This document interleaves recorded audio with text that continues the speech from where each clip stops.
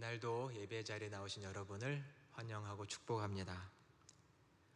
또 영상으로 예배드리는 모든 허구 공동체 위에 주님의 은혜가 함께 하시기를 간절히 소망합니다. 옛날 한 부자가 있었습니다. 한 부자가 길에서 돈주머니를, 돈자루를 실수로 잊어버리게 됐습니다. 상당히 많은 돈이 들어있는 돈자루였습니다. 아무리 사방으로 찾아보려고 해도 찾아지지가 않자 결국 광고를 하기를, 내가 잃어버린 돈자루를 찾아오는 사람에게 사례금으로 100냥을 주겠다고 광고를 동네 방네에 냈습니다. 한참이 지난 어느 날 한 소년이 돈자루를 찾아서 들고 왔습니다. 부자에게. 처음에는 너무 기뻤죠. 돈자루를 찾았으니까요. 근데 가만히 생각을 해보니까 이 어린 소년에게 100냥이나 주는 것이 너무 아까운 겁니다.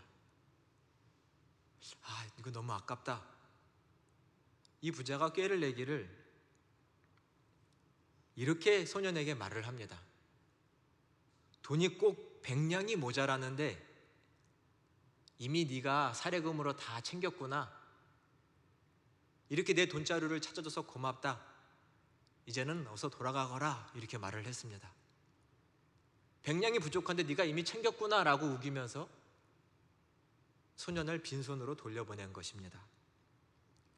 소년이 억울해서 그 동네 거울에 있는 사또에게 이 억울함을 호소했습니다. 결국 사또가 이 부자와 소년을 한자리로 불러 모아서 이제 판결을 하기 시작합니다. 먼저 소년에게 물었습니다. 너는 처음에 돈자루를 발견했을 때 손을 댄 적이 있느냐 없느냐? 소년이 고개를 절레절레 흔들면서 말합니다. 저는 절대로 돈자루에 손을 댄 적이 없습니다. 주순 그대로 가져왔을 뿐입니다 라고 말을 합니다. 사또가 부자에게 말을 합니다. 너가 돈자루를 이 소년에게 받았을 때는 그 돈자루에 얼마가 있었느냐? 원래는 500냥이 있었는데 제가 받았을 때는 400냥이 들어있었습니다. 분명 저 소년이 100냥을 챙긴 게 분명합니다. 소년은 손을 댄 적이 없다고 하고 너는 400냥을 받았다고 하니 나는 이렇게 판결을 내릴 수밖에 없다. 그럼 이 돈자루는 너의 돈자루가 아니다. 400냥짜리 돈자루를 잃어버린 사람이 따로 있을 것이니 너는 500냥 되는 돈자루를 따로 찾아보거라. 이 400냥 돈자루는 주인이 나타날 때까지 내가 보관하고 있다가 한 달 동안 나타나지 않으면 반은 어려운 사람들에게, 반은 이 소년에게 주겠다라고 말을 했다고 합니다. 여러분, 소탐대실이라는 말을 다 아시죠? 이 조그만 거, 작은 것을 탐하다가 많은 것을 잃어버리는 인생이 있습니다. 그런 어리석음이 우리에게는 당연히 없어야 하겠지요. 살다 보면 평생 후회할 일이 없어야 하겠지만 꼭 아쉽게도 그런 일이 생길 때가 있습니다. 나이가 들수록 사실은 실수가 없어야 되는데 어찌 더 실수가 많아지는 인생인지 인생이 재밌다고 생각될 때도 있습니다. 평생 그 일이 기억나서 후회되는 것들이 있죠. 작게는 만일 우리의 이런 어여쁜 얼굴에 상처가 났다고 한번 생각을 해보세요. 얼굴에 상처가 났습니다. 얼굴이 거울인데요. 요즘이야 성형수술 기술이 좋아져가지고 얼굴에 난 상처쯤이야 잘 치료할 수 있지만 사실 예전에는 성형수술이 발달하지 않았을 때는 이 얼굴에 난 상처, 화상, 또 어디에 찢긴 상처들, 이런 것이 얼마나 속상한지 모릅니다. 거울을 볼 때마다 그때 좀 조심할 걸, 내가 참 부주의했다, 그때 그 사고 정말 마음 아프죠. 거울을 볼 때마다 그런 생각이 듭니다. 예전에 어떤 여성분을 아는데 마스크를 항상 쓰고 다니는 분이 있었습니다. 이쪽에 상처가 나가지고 그 상처가 꽤나 컸는데 어린 시절 수술을 할 수 없었으니까 그 상처를 가리려고 마스크를 쓰고 다니는 분들도 받습니다. 상처는 지워지지 않지요. 깊은 상처는 늘 가지고 살아가야 됩니다. 속상하죠. 제가 병원 목회할 때 고등학생이 오토바이를 타다가 큰 사고를 난 것을 보고 또 그 친구와 말해본 적이 있습니다. 이 녀석이 어렸을 때 이 오토바이를 한껏 타는데 멋을 부린 거죠. 친구들 앞에서 오토바이를 몰면서 속도를 한번 신나게 낸 겁니다. 내가 이만큼 잘 탄다고 한번 과시한 거죠. 근데 이 녀석이 아쉽게도 사거리에서 신호를 위반해서 작은 차와 그냥 충돌을 해버린 겁니다. 큰 차도 아닙니다. 조그만 소형차와 충돌을 했는데 부딪힌 쪽 다리가 너무나 많이 다쳐서 으스러져서 많은 수술을 했는데도 잘 치료가 되지 않아서 다리가 조금 짧아졌어요. 그러니 그 조금 짧아진 다리로 쩔뚝쩔뚝 거리면서 결국 평생을 살아가게 된 거죠. 얼마나 후회스러울까요? 그 작은 찰나인데요. 그 잠깐의 실수고 잠깐의 과시욕이었는데 그것을 하려고 하다가 큰 사고를 당해서 평생 씻을 수 없는 상처와 후회를, 절망에 빠질 만한 큰 후회를 가지고 살게 된 것이죠. 정말 이런 일이 우리 인생에는 절대로 있어서는 안 될 것 같습니다. 잠언 지혜의 샘물이라는 시리즈로 오늘 두 번째 말씀을 드립니다. 첫 번째 시간에는 지혜가 얼마나 중요하냐라는 것을 여러분에게 말씀드렸습니다. 지혜 정말로 중요하다 말씀드렸습니다. 잠언 3장에 보면 지혜를 잃는 사람은 하나님 앞과 사람 앞에서 존귀함을 받고 칭찬을 인정을 받을 거라고 말씀했습니다. 분명 지혜가 있는 사람은 다릅니다. 분명히 다릅니다. 지혜가 있는 사람과 없는 사람은 큰 차이가 있죠. 지난 시간에 말씀드리기를 말 한 마리가 이 땅에 태어나서 고작 뛸 수 있는 건 이 땅뿐이지만 만일 지혜를 가지고 있는 사람은 마치 말이 날개를 단 것처럼 이 땅만 뛰는 것이 아니라 하늘을 날 수 있는 말이 되는 것처럼 지혜를 가진 사람은 놀라운 삶을, 분명 전과는 다른 삶을 살 수 있다고 말씀드렸습니다. 그만큼 지혜는 소중합니다. 우리에게 이 지혜가 있는지를 깊이 생각해 봐야 합니다. 정말로 지혜는 이 세상 어떤 은금 보화보다도 더 우리가 마땅히 사모해야 할 것입니다. 인생을 더 오래 살수록, 많이 살수록 정말로 이 지혜가 필요하다는 것을 깊이 느끼게 됩니다. 그때 그 지혜만, 그러한 명철만, 생각만 있었어도 내가 그런 선택을 하지 않았을 텐데 이런 후회가 없는 삶을 살게 될 겁니다. 특별히 사랑하는 우리 허구 공동체, 우리 젊은 친구들에게 이런 지혜가 많아서 인생에 후회가 없는 행복한 인생이 다 되시기를 주님의 이름으로 축원합니다. 오늘 우리는 특별히 행복을 위한 성결한 삶에 대한 지혜를 함께 나누려고 합니다. 성결한 삶, 깨끗한 삶. 20절로 23절에는 먼저 다시금 반복적으로 지혜가 얼마나 중요한지를 말하고 있습니다. 20절에 보니 아비의 명령을, 어미의 법을 떠나지 말라라고 분명히 말씀합니다. 21절도 보니 그것을 항상 내 마음에 새기며 내 목에 매라 라고도 말씀합니다. 지혜를 항상 가까이 해라. 그 다음에 그 지혜자가 받을 축복에 대해서 22절과 23절에 말씀하는데 우리 함께 봉독을 해보도록 하겠습니다. 자막을 통해서 함께 봉독하겠습니다. 22절, 23절의 말씀입니다. 그것이 내가 다닐 때에 너를 인도하여 내가 잘 때에 너를 보호하며 내가 깰 때에 너와 더불어 말하리니 대저 명령은 등불이요 법은 빛이요 훈계의 책망은 곧 생명의 길이라. 아멘. 이 두 절의 말씀을 마음에 새기셔야 합니다. 지혜가 너가 다닐 때에, 너가 잘 때에, 너가 깰 때에 함께 할 거다. 다닐 때에, 생활을 할 때에, 잘 때에, 깰 때 모든 순간을 다 말합니다. 지혜가 너와 함께해서 너를 지켜주고 너를 보호하고 너를 인도할 거다 라는 말씀입니다. 약속입니다. 지혜가 너의 삶을 잘 잡아서 인도해 줄 거다라는 말씀입니다.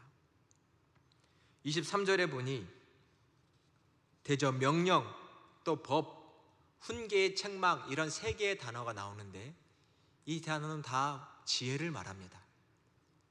명령도 법도 훈계, 책망도 다 지혜를 말합니다. 이 지혜를 가리켜 뭐라고 말하고 있냐면 등불이다, 빛이다 라고 말을 하고 있습니다. 지혜는 등불이고 빛이다 라고 말을 하고 있습니다. 이 환한 빛, 여러분 생각을 해보세요. 지금 이 예배당 본당이 조명이 싹 꺼집니다. 오늘같이 비가 오는 날이면 얼마나 어두울까요? 아무것도 볼 수 없겠죠. 빛은 모든 것을 보게 해줍니다. 명령은 지혜는, 법은 지혜는, 훈계, 책망, 지혜는 등불과 빛이라고 말을 합니다. 여러분 등불 들고 다녀보신 적 있으세요? 등불 손에 들고서 이렇게 다니는 거. 저도 요즘은 없는데 어릴 적 할머니 집에, 우리 집에 옛날 이렇게 등불, 유리로 된 등불을 들고 불을 켜본 적이 있습니다. 그리고 밤에 불장난하는 것처럼 불을 다 꺼놓고 그 등불을 켜본 적도 있습니다. 옛날에 사극 드라마 같은 거 보면 밤에 나갈 때 지금처럼 가로등이 있는 것이 아니니까 다 등불을 들고 나가죠. 이 등불을 들고 나가면, 밖으로 나가면 갑자기 밖이 환해지나요? 그렇진 않죠. 등불을 들고 나온다고 컴컴한 밤이 물러가는 건 아닙니다. 하지만 등불은 우리가 두세 걸음 갈 수 있는 만큼 내 주변은 밝혀줄 수 있습니다. 내가 한 걸음, 두 걸음 가는 그곳은 어떤 곳인지 밝혀줘서 잘 갈 수 있게 해주죠. 이것이 중요한 것입니다. 등불은, 하나님의 지혜는 등불이 되어서 내가 가는 그 길을, 내가 내디는 그 한 걸음을 밝혀줍니다. 하나님께서 우리를 어떻게 인도하시나요? 여러분, 늘 우리의 고민이죠. 하나님, 내 삶을 인도해 주세요. 내가 어떻게 살아야 될지 가르쳐 주세요. 지금은 무엇을 해야 할까요? 늘 우리 하나님께 질문하고 기도합니다. 하나님, 나를 이끌어 주세요. 사랑하는 청년 여러분, 하나님이 우리를 어떻게 인도하시죠? 우리가 기도하면 예종아 이렇게 가거라 하나님 말씀하시나요? 그 길은 잘못됐다, 이 길로 가라 이렇게 내 귀에다가 말씀하시나요? 어떻게 우리의 길을 인도하시나요? 중요한 겁니다. 매우 중요하죠. 어떤 사람들은 운명론, 예정론 같은 걸 말합니다. 우리가 갈 길은 하나님이 다 정해놓으셨어. 이미 예정이 돼 있어. 그 길을 가면 돼. 그 길을 가면 잘하는 것이고 못 가면 잘못하는 것이고 그 길 못 가면 하나님께 혼나, 이렇게 말하는 사람도 있을 수 있습니다. 그러나 성서가 말하는 하나님의 인도하심은 정확히 말하면 그런 것은 아닙니다. 어떤 사람들은 내가 기도했더니 하나님이 이렇게 하라고 말씀하셨어 라고 너무나 확신 있게 우리에게 말하면서 오히려 우리를 위축되게 만드는 사람들도 있습니다. 나는 기도해도 하나님이 하나도 말씀하시는 것 같지 않은데, 내가 기도해도 하나님 음성을 듣는 것 같지 않은데 저 사람은 어떻게 저렇게 확신 있게 말을 하지? 저렇게 모든 걸 아는 것처럼 기도 응답받았다고 말을 하지? 오히려 기도하는 나를 위축되게 만드는 사람이 있을 수도 있습니다. 그러나 성경은 절대로 모든 인생에게 마땅히 가야 할 길이, 아주 구체적인 길이 정해져 있다고 성서는 말하고 있지는 않습니다. 물론 제 말을 오해하지는 마십시오. 하나님은 분명히 모든 역사를 섭리하고 주관하시기 때문에 또 우리 인생을 향해 하나님의 빅픽처, 큰 그림이 분명히 있기도 합니다. 하지만 구체적인 일상의 삶에서 모든 것이 정해져 있지도 않고 모든 선택의 갈림길에서 내가 마땅히 선택해야 할 그 길이 정해져 있어서 하나님은 그 길을 말씀하시는, 내가 기도한다고 가르쳐 주시는 분도 아니라는 것입니다. 하나님은 어떻게 인도하시냐면 우리가 가는 그 길에, 선택의 갈림길에서 우리가 마땅히 좋은 길, 생명의 길을 선택할 수 있게끔 지혜롭게 하십니다. 이것을 오늘 말씀에 뭐라고 하냐면 등불이고 빛이다 라고 말씀합니다. 선택의 안 갈림길이 있습니다. 어디를 가야 할까 알 수 없지고 알쏭달쏭합니다. 기도해도 말씀하시는 것 같지 않습니다. 하나님이 기도한다고 야 왼쪽으로 가라 이렇게 말씀하시는 하나님이 아닙니다. 하나님이 우리에게 요구하시는 것은 무엇이냐면 이 갈림길에서 여기를 환히 비춰주시는 거죠. 그것은 우리의 영안이, 우리의 지혜가, 우리의 총명이 열려서 무엇이 마땅히 사람으로서 가야 할 길인지, 또 내 인생이 가야 할 길인지를 하나님이 가르쳐 보여주신다는 겁니다. 즉 지혜롭게 하신다는 겁니다. 왼쪽 오른쪽 말씀하시는 하나님이 아니라 왼쪽이 생명의 길일까, 오른쪽이 생명의 길일지를 판단할 수 있는 지혜가 우리 안에 있게 하신다는 것입니다. 하나님은 지혜를 주시는 하나님입니다. 이 지혜가 우리에게 있어 마땅히 내 삶을 어떤 길로 이끌지, 어떤 선택을 할지를 정할 수 있게끔 하시는 분이 하나님이신 줄로 믿습니다. 그러니 이 지혜가 얼마나 중요하고 소중한지 모릅니다.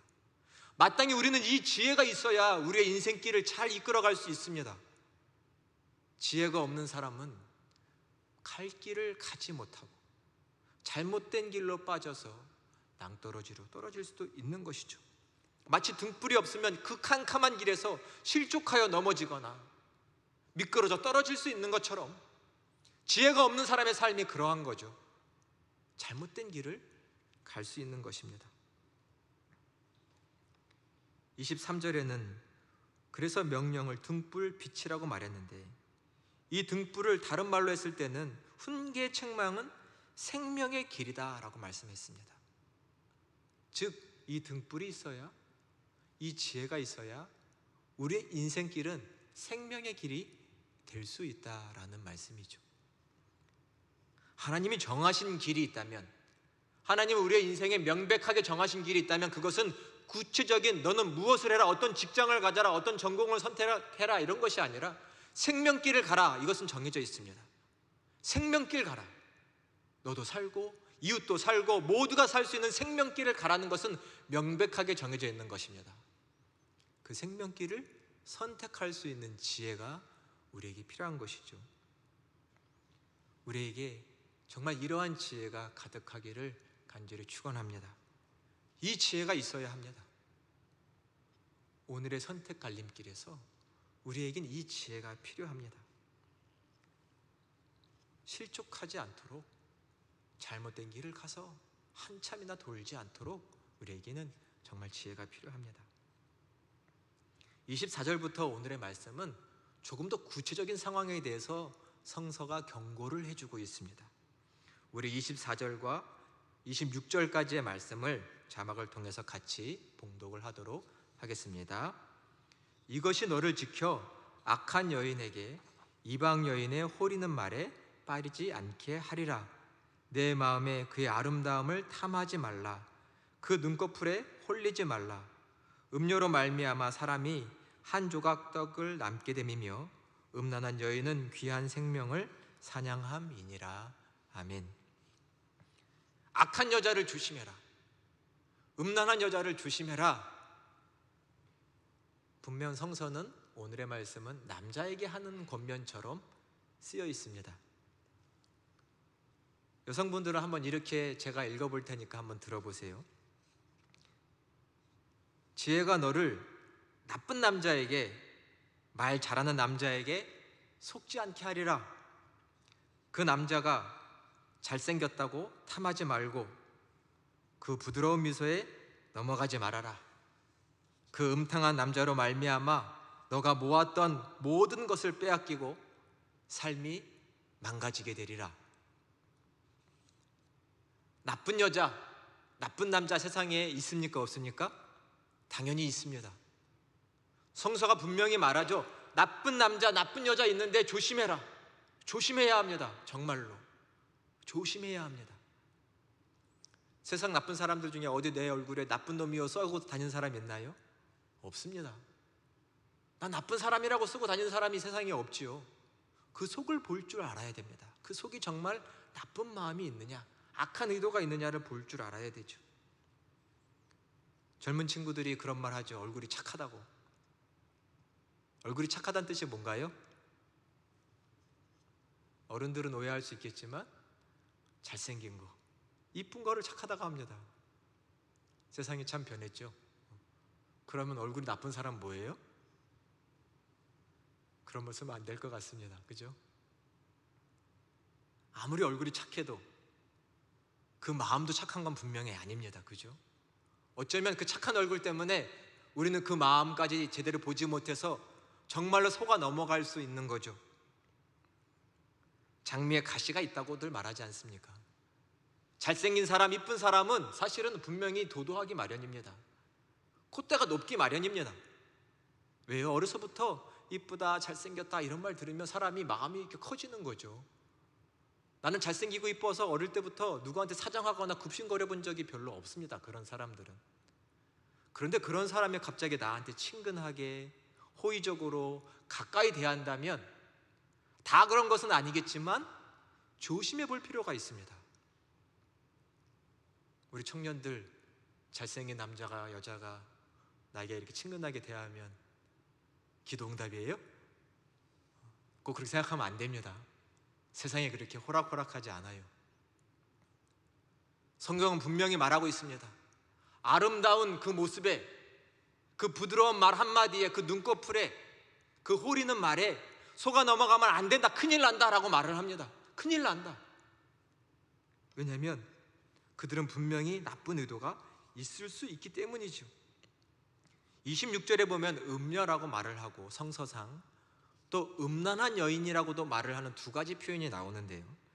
음녀는 여기서 매춘부를 말합니다. 그리고 음란한 여인은 성경의 원어 뜻으로 보면 남편이 있는 여인을 말합니다. 음녀, 이 사람은 내가 가지고 있는 모든 재산을 빼앗아 갈 수 있습니다. 성서의 표현대로니 떡 한 조각만 남게 만들어 버립니다. 다 빼앗아 갑니다. 어느 순간 보니까 그냥 그 여자에게 내 모든 돈을 다 써버렸습니다. 성경의 얘기인가요? 나랑은 상관없나요? 물론 없기를 바랍니다. 하지만 세상에는 지혜가 없으면 이러한 길로 빠져서 내 모든 노력을, 모든 수고를 다 빼앗기는 어리석은 사람이 있다고 분명히 말을 합니다. 음행에 빠져서 내 모든 것을 다 빼앗길 수 있습니다. 내 사랑하는 가족이 이런 무지한 자가 될 수 있습니다.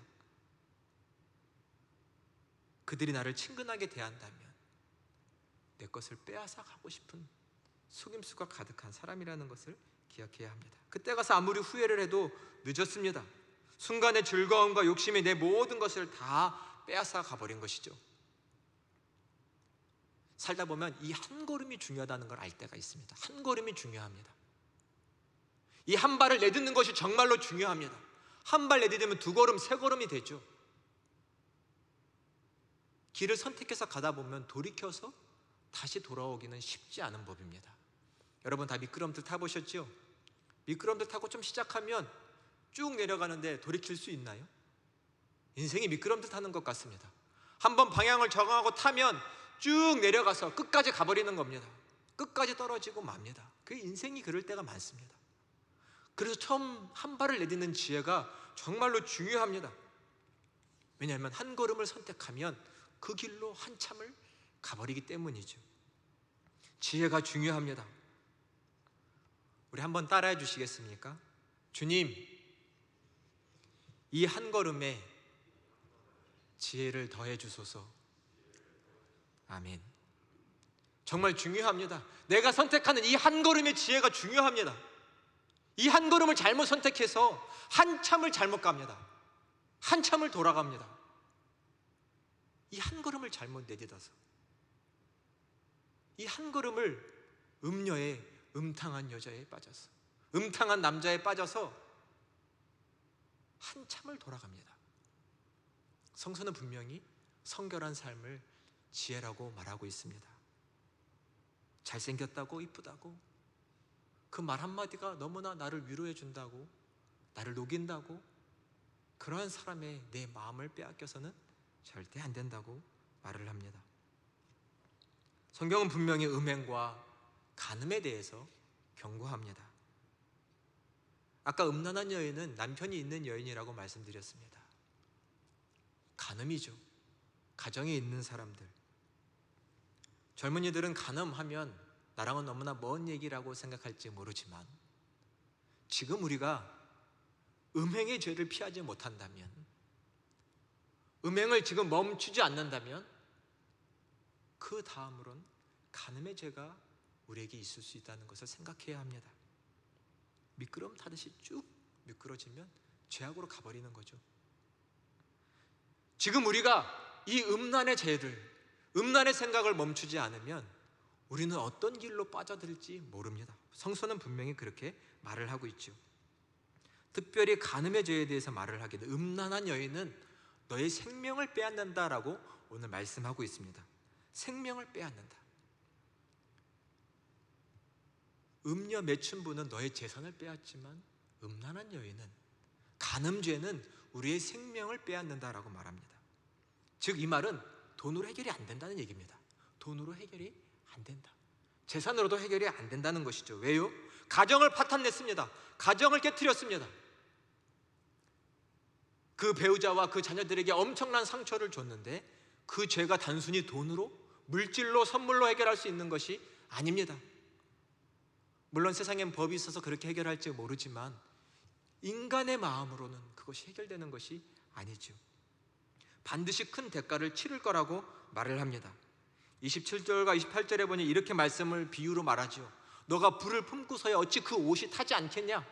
너가 숯불을 밟고 나서 어찌 그 발이 타지 않겠냐? 반드시 그 벌을 피할 수 없을 거다라고 말을 합니다. 차라리 도둑이 배고파서 도둑질하면 그 사정을 알면 사람들이 그를 멸시하지는 않는데, 너가 욕심이 지나쳐서 남의 가정을 깨트리면 그 벌은 면하지 못할 것이다 라고 성서는 분명히 말을 합니다. 33절에 말씀하시기를 상함과 능욕을 받고 그 부끄러움을 씻을 수 없을 거라고 말을 합니다. 그 부끄러움을 씻을 수 없을 것이다. 몸에 난 상처같이 아무리 닦으려고 해도 씻을 수 없는 죄, 이것이 간음이라고 말하고 있습니다. 가끔 교인들을 보면 사실 이 공동체가 너무 좋은 곳입니다. 착하게 살죠.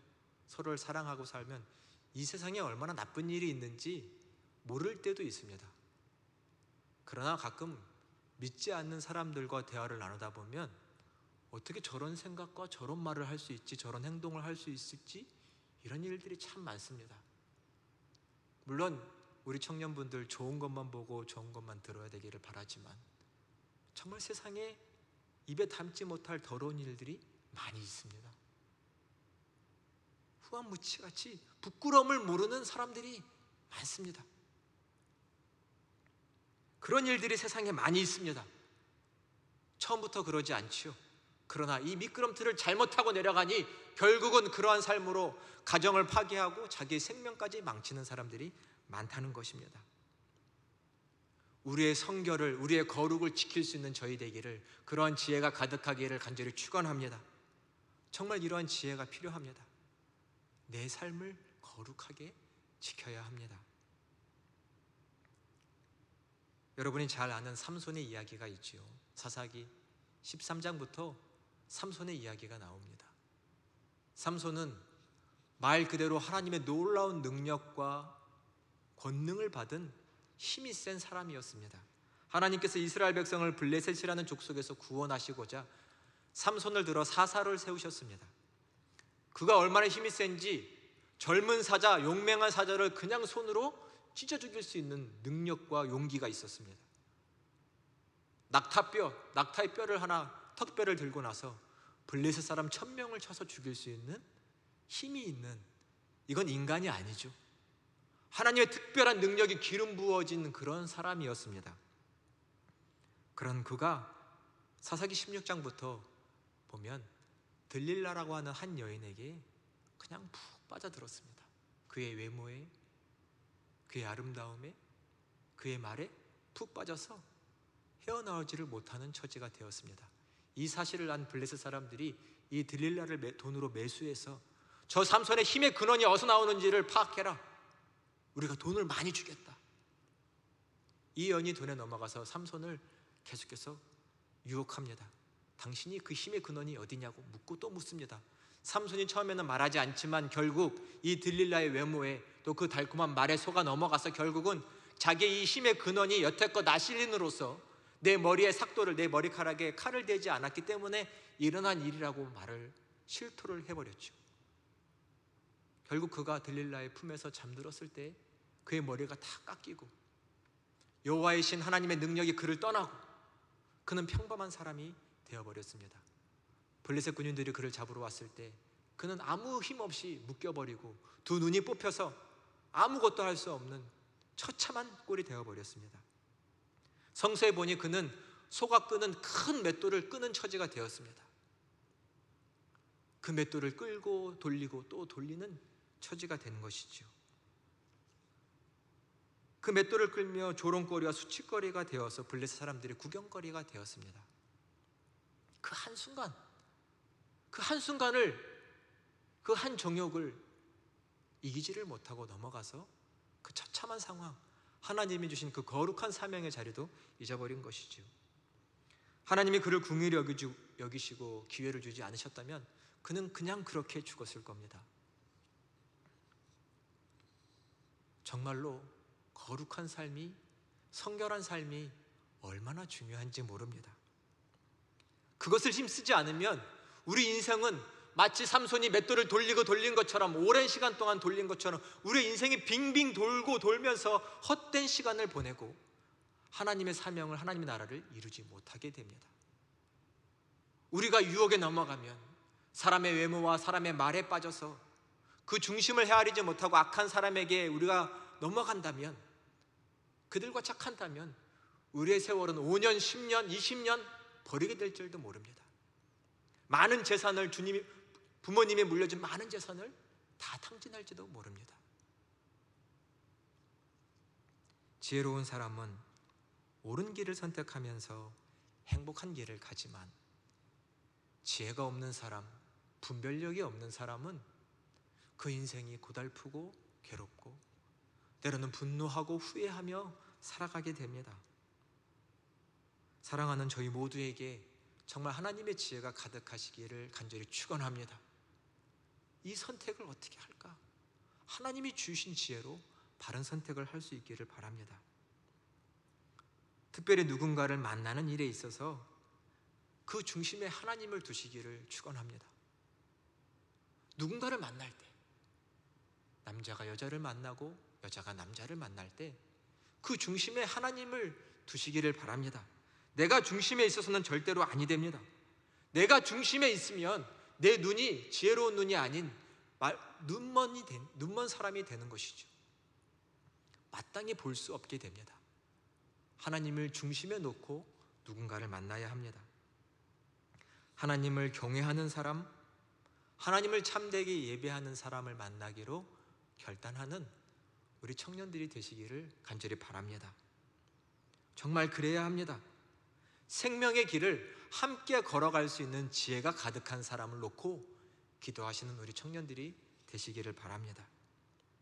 누군가와 만났다면 그 만남을 잘 이루어갈 수 있도록 매 순간마다 지혜롭게 행하는 우리 청년들이 되기를 바랍니다. 그래야 그 인생이 하나님이 원하시는 행복한 인생이 될 것입니다. 하나님은 오늘 성결한 지혜가 충만해야 된다고 말합니다. 내 삶을 거룩하게 성결하게 지키는 건 지혜가 필요합니다. 누군가를 만날지, 저 사람은 어떤 사람일지를 알 수 있는 지혜가 필요합니다. 그래야 내 거룩함, 성결을 지킬 수 있습니다. 지혜로운 사람은 늘 지혜의 스승을 가까이 합니다. 여러분, 혹 선택의 갈림길에 있으신가요? 아니면 안타깝게 큰 문제에 빠지셨나요? 그러면 부모님에게, 어른들에게, 또 교회의 스승들을 찾아가시기를 바랍니다. 그러면 하나님께서 그분들을 통해서 지금 나에게 필요한 지혜를 허락해 주실 겁니다. 나는 이 지혜가 있고서야 이 바른 선택, 생명의 길을 갈 수 있을 것입니다. 오늘 말씀을 마음에 새겨주시기를 간절히 바랍니다. 하나님은 지혜를 사모하라고, 지혜를 마음에 새기라고 하셨습니다. 이 지혜가 있어야 우리는 등불이 있는 것처럼 생명의 길을 잘 갈 수 있습니다. 행복한 길을 갈 수 있습니다. 아름다운 만남을 이루어갈 수 있습니다. 아름다운 가정을 지켜갈 수 있습니다. 이런 거룩한 지혜가 우리 모두에게 충만하여 하나님의 뜻을 이루어가는 복된 귀한 공동체, 귀한 가정이 다 되시기를 주님의 이름으로 축원합니다. 기도하겠습니다. 은혜와 사랑이 풍성하신 하나님, 감사드립니다. 하나님은 우리를 사랑하시고 우리의 행복을 간절히 원하시사 우리에게 지혜를 허락해 주기를 원하십니다. 하나님, 하나님의 지혜의 말씀이 우리에게 가득하도록 부어 주시옵소서. 하나님의 말씀의 자리, 그 생명의 법도와 율례와 법이 있는 그 자리마다 우리의 마음을 두어서 그 말씀을 깨닫는 지혜를 얻는 귀한 삶이 될 수 있도록 축복하여 주옵소서. 하나님은 이 선택의 갈림길에서 등불을 비추사 마땅히 가야 할 생명의 길을 보여주십니다. 하나님, 지금 우리에게 지혜가 필요합니다. 이 지혜를 주시고 바른 선택을 하며 그 길을 갈 수 있도록 특별히 예배자들 위해 함께하여 주시옵소서. 예수 그리스도만이 참 지혜이신 줄로 믿사오니 주님 나와 동행하여 주시고 내게 필요한 생명의 말씀을 늘 깨우쳐 주시옵소서. 우리 주 예수 그리스도의 이름으로 간절히 기도드립니다. 아멘.